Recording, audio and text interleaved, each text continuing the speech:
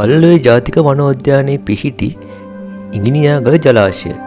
එහෙමත් නැත්නම් සේනානායක සමුද්‍රය හරහා පීනල යන අලියෙක්.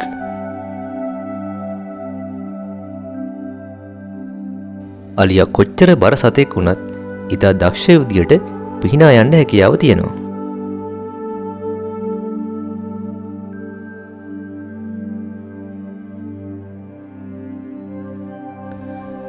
ජලාශයේ පිටිය සම්පූර්ණයෙන්ම වගේ ජලයෙන් යට වෙලා. ඒ නිසා අලින්ට මේ දවස්වල ආහාර හිඟයි.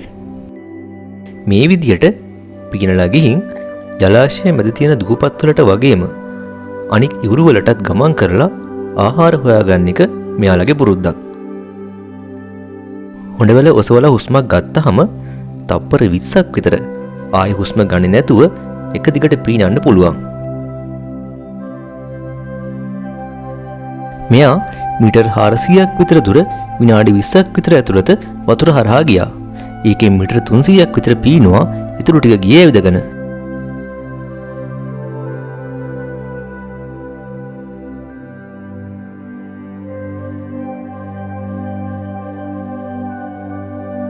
ලංකාවේදී පීනන අලි නරඹන්න තියෙන හොඳම තැනක් තමයි ඉඟිනියාගල ජලාශය.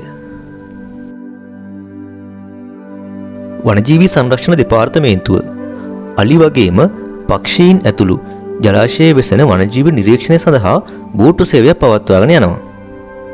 ඔයාලත් කැමති නම් ඒ බෝට්ටුවක චාරිකාවක් යන්න පුළුවන්.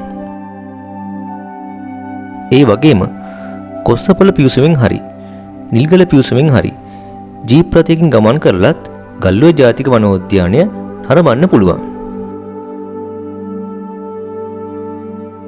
මට මෙයාව වීඩියෝ කරන්න අවස්ථාව ලැබුණේ WNPS එහෙමත් නැත්නම් Wildlife and Nature Protection Society එකේ අප්‍රේල් මාසයේ මාසික ක්ෂේත්‍ර චාරිකාව අතරතුරදී.